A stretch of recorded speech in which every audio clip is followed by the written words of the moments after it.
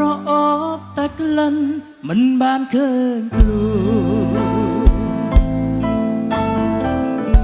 ក្លិនអើយម្ចាស់ស្ងួនពួននៅឯណាចង់ឃើញចង់យល់ចង់ស្គាល់ភាំងត្រាតើម្ចាស់គុណធាល្អយ៉ាងណាទេក្លិននាងក្រអូបស្រូបមិនចែងណាយក្លិនប្រចាំកាយរបស់ស្រីពើ